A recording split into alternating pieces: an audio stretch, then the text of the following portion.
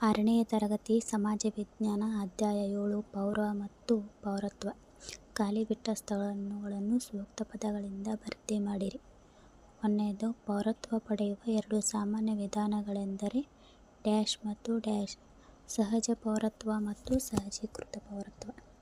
2ನೇ ಪ್ರಶ್ನೆ, ಸ್ವ ಇಚ್ಛೆಯಿಂದ ಪೌರತ್ವವನ್ನು ತ್ಯಜಿಸುವುದು ಪರಿತ್ಯಾಗ ಎನ್ನುವರು.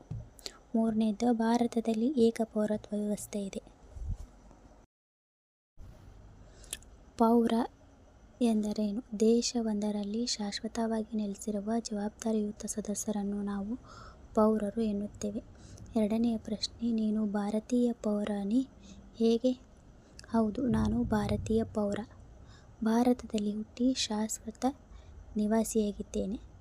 3ನೇ ಪ್ರಶ್ನೆ, ಪೌರತ್ವ ಪಡೆಯುವ 2 ವಿಧಾನಗಳನ್ನು ತಿಳಿಸಿ. ಸಹಜ ಪೌರತ್ವ. ಜನನದ ಮೂಲಕ ಯಾವುದೇ ಒಬ್ಬ ವ್ಯಕ್ತಿ ಜನವರಿ 26, 1950 ಅಥವಾ ನಂತರ ಭಾರತದಲ್ಲಿ ಜನಿಸಿದವರು ಭಾರತದ ಪೌರರಾಗಿರುತ್ತಾರೆ. ಈ ದಿನದಂದು ಸ್ವತಂತ್ರ ಭಾರತವು ತನ್ನದೇ ಆದ ಸಂವಿಧಾನವನ್ನು ಜಾರಿಗೊಳಿಸಿತು. 2ನೇದು, ವಂಶ ಪಾರಂಪರ್ಯದ ಮೂಲಕ.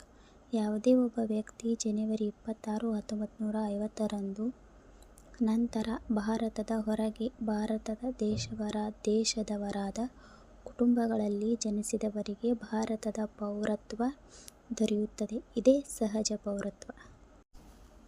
ಸಹಜೀಕೃತ ಪೌರತ್ವ. ನೋಂದಣಿಯ ಮೂಲಕ. ಯಾವುದೇ ಒಂದು ದೇಶದ ಪೌರತ್ವವನ್ನು ಸೂಕ್ತವಾದ ವಿಧಾನದ ಮೂಲಕ ಸಂಬಂಧಪಟ್ಟ ಕಚೇರಿಯಲ್ಲಿ ಅರ್ಜಿ ಸಲ್ಲಿಸಿ ನೋಂದಣಿ ಮಾಡಿಕೊಳ್ಳುವ ಮೂಲಕ ಪೌರತ್ವವನ್ನು ಪಡೆಯಬಹುದು. ಭಾರತ ದೇಶವು ಕೆಲವು ಮಾನದಂಡಗಳನ್ನು ವಿಧಿಸುತ್ತದೆ.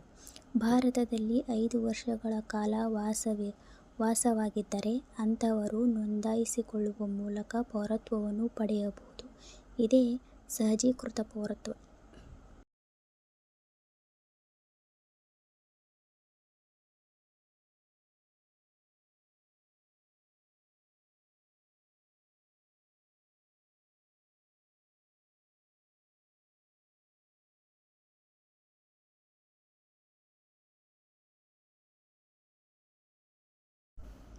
ನೀವು ಹಿರಿಯ ನಾಗರಿಕರಿಗೆ ಯಾವ ರೀತಿ ಸಹಾಯ ಮಾಡುವಿರಿ?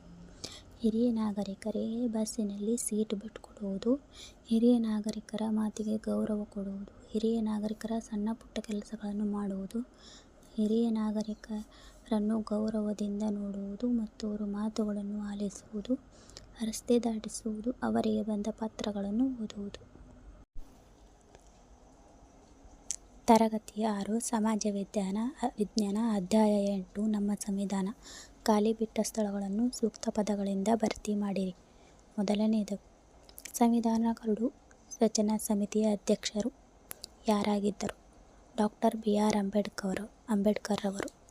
ನಮ್ಮ ಸಂವಿಧಾನವನ್ನು ಡ್ಯಾಶ್ ರಂದು ಜಾರಿಗೊಳಿಸಲಾಗಿದೆ.